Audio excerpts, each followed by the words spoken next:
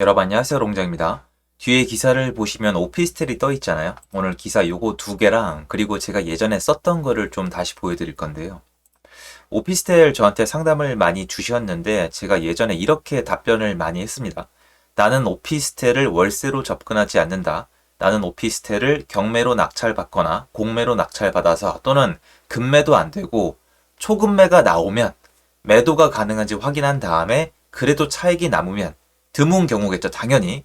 그러면 가지고 있다가 단시간 내에 처분을 한다. 요거에 대해서 좀 말이 많았었죠. 쟤는 투자를 다양하게 하지 않는다라는 얘기가 있으셨는데 그게 맞다 틀리다가 아니라 제가 왜 그렇게 말씀을 드렸었는지, 그리고 지금 이론적으로 따지면 참 혼란스러우시겠지만 이론적으로 따지면 오피스텔에 지금 기회가 있거나 오고 있거나 모두에게 열려 있는 건 아니에요. 제가 하는 투자는 막 모든 사람이 할 수 있는, 모두가 공유하는 그런 건 아니에요. 정보를 모두가 공유하면은 가치가 0에 수렴하게 되거든요.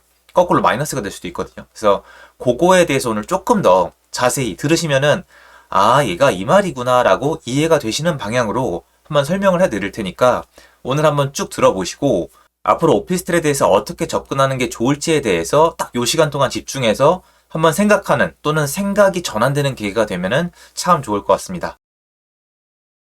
그리고 오늘 저녁이죠. 오프라인 특강. 오늘 저녁에 얼굴 뵐 수 있는 분들은 뵙고 인사드리도록 하겠습니다. 좀 설레기도 하는데요. 잘 준비해서 이따 잘 가도록 할게요. 그리고 제 24년도 전망 특강은 2월달 한정해서 오픈이 되어 있는데요. 아래 링크 통해서 확인이 가능하세요. 일단 한 가지, 오피스텔 지금 관심이 있을까요? 아마 오피스텔을 떠나서 지금 이 영상, 오피스텔 관련된 영상이란 사실만으로도 많은 분들이 관심을 갖지 않을 거예요. 하지만 여러분, 사람들이 관심을 덜 가질 때 사라는 게 아니라 그렇게 단순하고 공부도 안 하고 해서 살아남을 수 있는 세상이 아니잖아요, 여기가. 지금 모두가 이제 느끼고 있잖아요. 그런 시기도 있지만 그런 시기를 내가 맞추긴 어렵잖아요. 오피스텔을 지금 사람들이 관심이 없으니까 사라가 아니라 원리가 중요해요. 이게 왜 돈이 되는가? 내 원리 원칙대로 미래가 어느 정도 그려져야지 수익이 나온단 말이에요. 그거 말씀드릴 거예요. 오피스텔 수익률 5% 넘었다. 3년 내 최고치 기록인데 그래도 안 사죠. 급매가 계속 나오고요. 그리고 전세가가 매매가랑 붙어도 매매가를 택하지 않고 있습니다.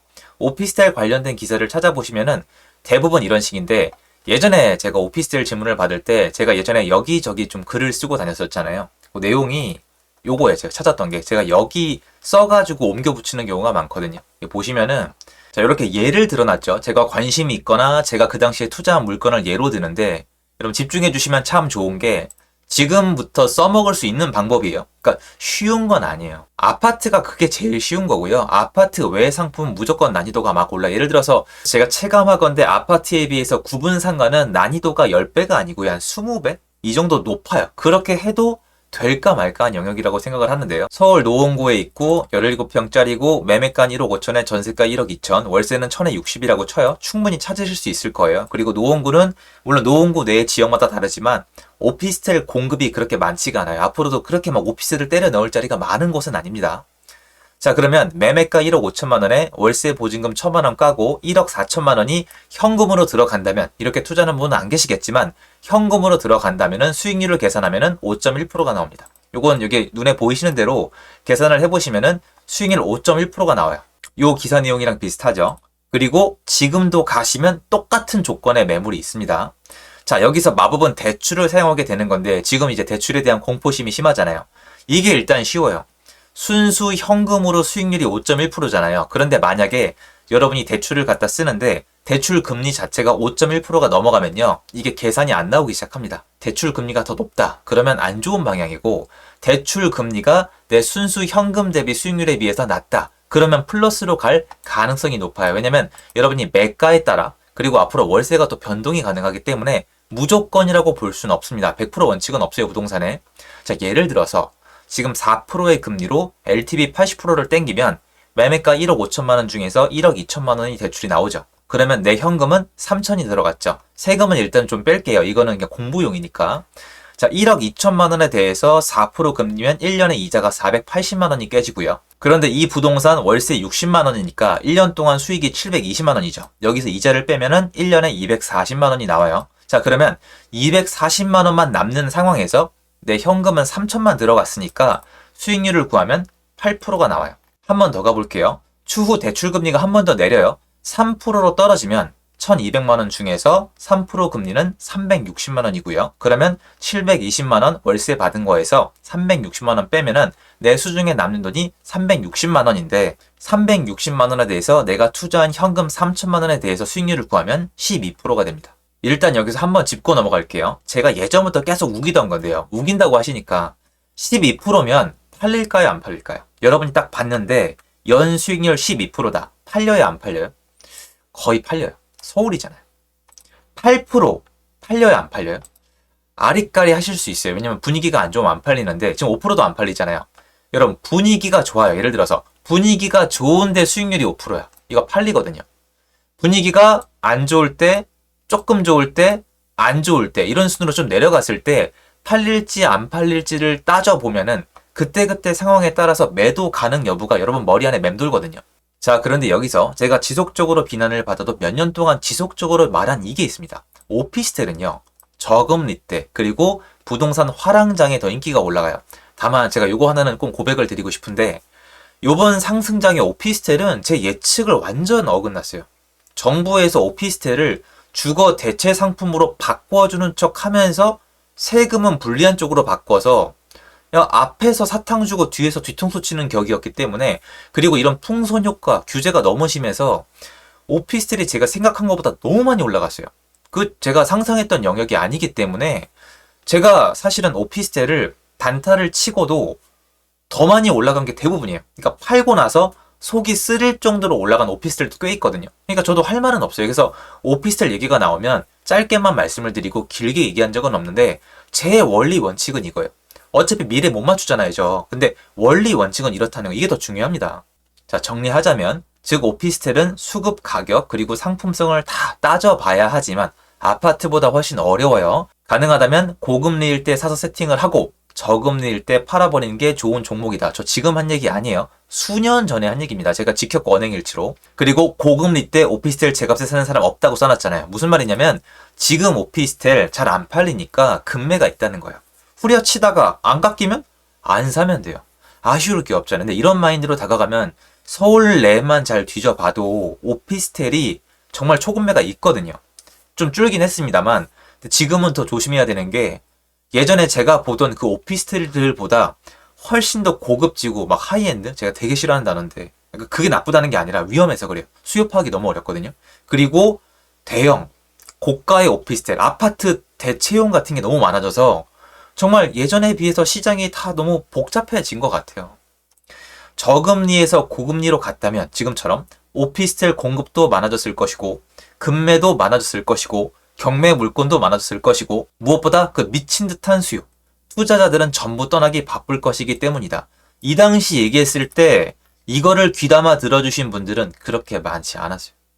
지금처럼 저금리가 유지된다면 저처럼 오피스텔은 경매로 사고 파는 단타가 유효합니다. 이거에 대해서 이제 이해를 많이 못 받았죠. 왜 그러냐면 제가 틀렸잖아요. 왜 틀렸냐면 당시에 오피스텔이 엄청 올라가서 오피스텔 수십 대 단타 치신 분들이 돈을 크게 벌었어요. 그러니까 돈을 진짜 많이 버셨는데 전 여기서 철저하게 소외가 됐거든요. 왜냐면 저는 오피스텔을 딱 사잖아요. 그러면 바보같이 팔기 바빴어요. 예전에 막 안 팔렸던 시장, 그러니까 한번 대여봤잖아요. 근데 시장이 바뀌니까 어떠세요? 이렇게 시장이 왔다 갔다 하거든요. 그러니까 저도 오피스텔이 화랑장일 때 제대로 뭔가 오피스텔로 수익을 올렸던 사람이 아니기 때문에 뭐라고 막 큰 소리 칠 입장은 솔직히 아니에요. 고금리라면 훨씬 더 저렴하게 살 거 아니면 안 사고 이걸 갖다 버리라는 거예요. 안 산다 이거죠. 인근 공급이 많으면 그냥 전 안 합니다. 오피스텔 공급이 아파트보다 훨씬 쉬워요. 해보시면은 그 조건에 맞는 것만 사서 아님 말고 세팅하고 금리가 내려가면 월세 플러스 차익으로 빠져나가시면 됩니다. 오피스텔은 아파트가 아닙니다. 그렇게 투자하다가 한번 물리면 그때 아 하고 생각나실 겁니다. 라고 썼었고 그 당시엔 인기가 없었던 글이에요. 비난을 많이 받았죠. 그래서 저도 뭐 할 말은 없는데 지금 어때요? 지금 아마 이렇게 뭐라고 하시기 전에 오피스텔 시장을 매물을 알아보고 다니신 분들이 극소수일 거예요. 원래 요럴 때 하는 게 맞거든요. 그리고 요럴 때 하는 게 맞다고 하면 또 욕먹는 게 원래 맞아요. 왜냐면 난 관심사도 아니고 허짓거리 같고 막 위험하니까. 근데 투자는 원래 리스크가 같이 동반되잖아요. 그러니까 제가 예전에 여러분 오피스텔 투자할 거면 경매나 공매로 하고 그 싼 것만 사가지고 매도부터 생각을 해라. 월세 받을 생각하지 말고 빠져나가라고 말씀드렸던 부분이 저도 그렇게 하고 있었잖아요. 이거예요. 근데 지금은 약간 뭐 정확한 포인트를 잡긴 어렵겠지만 고금리에 시장 무너졌을 때 세팅을 딱 해서 수익률을 그러니까 여러분 수익률을 한 4%, 3%에 시작을 해서 당연히 근데 매수 가격이 엄청 싸겠죠. 여러분도 상식적으로 지금 싼 매물 살 거 아니면 사실 이유가 없을 거라고 저는 생각을 해요. 근데 3, 4%에 시작해서 금리가 내려가면 시간이 오래 걸린다고 말씀드렸죠. 수년 동안에 내 수익률이 6%, 8%, 12%. 그러면 해보신 분은 알죠. 차익이 생겨요. 왜냐면 12%짜리 세팅이 되는 물건을 갑자기 한 8%까지 낮추거나 6%까지 낮춰서 상대방이 마음에 들어야 돼요. 이 소비자분이 이거 사면은 내가 이 오피스텔 수익률이 지금 이 와중에 한 8%가 나온다? 근데 또 그것도 있어요. 그 은행의 예금 금리가 낮아야 돼요. 그러니까 지금 이것도 좀 아리까리한데 아직 약간 균형점이 안 맞아지는데 여러분이 만약에 경매나 공매나 초급매를 잡으면 밸런스가 맞거든요, 지금. 근데 미래를 또 모르잖아요. 지금 그렇게 사서 한 4년, 6년, 8년 기다린 다음에 월세 쭉 받으시다가 차익까지 남기는 그런 구조로 가는 거거든요. 그리고 사실은 오피스텔은 원래 꽃이 투자금 최소화예요. 원래 이게 아니에요. LTV 80%가 아니라 더 받아야 돼요. 근데 지금 또 그것도 상당히 제한적이기 때문에 이거를 제가 어떻게 지금 돈이 많지 않은 분이 죽도록 열심히 해서 죽도록 뛰어가지고 해볼만 하다라고 얘기하기에는 예전에 제가 했던 시장이랑 대출 조건이 너무 달라요. 저 땐 대출이 프리했거든요. 그냥 갖다 쓰세요 이런 스타일이었는데 지금은 너무 모든 게 빡빡하고 좀 복잡하게 돼 있기 때문에 이거를 추천드리기는 아직 일러요. 근데 시장이 좀 더 변하면 말씀을 드릴 수 있겠습니다만 이게 또 사람들 붐이 불잖아요. 그러면 또 이제 그 시장은 이탈이에요. 최대한 일찍 들어가 있어야 돼요. 그런 다음에 쭉 가다가 시장을 계속 지켜보고 싶은데 가다가 시장이 꺾이더라도 나중에 그 늦게 빠져나가더라도 금매로 던질 수 있는 사람은 아주 초기에 들어간 사람밖에 없어요. 쉽게 얘기해서 좋은 지역의 아파트 분양받은 사람들은 지금 가격이 아무리 내려왔어도 자기들 가격보다는 아니거든요. 이런 단지들이 꽤 많아요, 여러분. 2억에 분양받았는데 8억까지 갔다가 지금 5억 된 아파트들이 있거든요. 그러니까 사람들은 3억 떨어졌다고 기사가 나오고 당연히 속이 쓰리실 수도 있고 이렇겠지만 이분들은 별 신경 안 쓴단 말이에요. 진짜로. 그러니까 괜찮다가 아니라 뭐 어쩔 수 없지라는 생각을 하신단 말이에요. 그러니까 그렇게 일찍 진입하는 게 이렇게 힘들어요. 힘든데 잘 생각해 보시면 나는 사람들과 늘 동행하지 않았나라는 생각이 드시는 분들은 곰곰이 한번 생각을 해보세요. 얼음 공장 저런 애들의 뇌 구조는 이렇게 돼 있구나. 물론 당연히 이거 위험할 수 있죠, 여러분. 여러분 그 리스크 없다, 100%다, 무조건이다 하는 사람은 사기꾼이에요. 저는 그렇게 생각하거든요. 왜냐면 신의 영역인데 내가 신에 범접하다는 거에 뭐예요? 아니잖아요. 그러니까 당연히 리스크가 있는데 그래도 한 번쯤은 나도 진짜 남들보다 일찍 들어가 보고 싶지 않으세요? 그런 생각 좀 옛날부터 한번 있었고 한번 실행을 해서 결과물이 나오면은 좀 재미를 들릴 수도 있거든요. 그래서 오늘 이 내용 한번 몇 번 읽어보시고 제 말이 논리가 있는지는 생각해볼 가치가 있지 않을까. 왜냐면 현실적으로 이건 일어나는 일이니까. 물론 저는 이거를 그렇게 제대로 실행한 사람은 아니에요. 왜냐면 저는 이때 가성비가 아파트가 훨씬 좋았기 때문에. 근데 이 시기에 단타가 가능했던 이유는 분위기가 좋고 사람들이 저금리에 오피스 투자를 많이 했기 때문이거든요. 그러면 세팅을 잘 해놓고 시간이 지나서 이런 시장이 또 오면 팔면은 팔린다는 뜻이거든요. 매도가 중요하니까. 그거 한번 공부해볼 가치가 있지 않을까요? 라는 마음에 영상 준비해봤습니다. 도움됐으면 좋겠고요. 좋은 하루 되십시오. 감사합니다.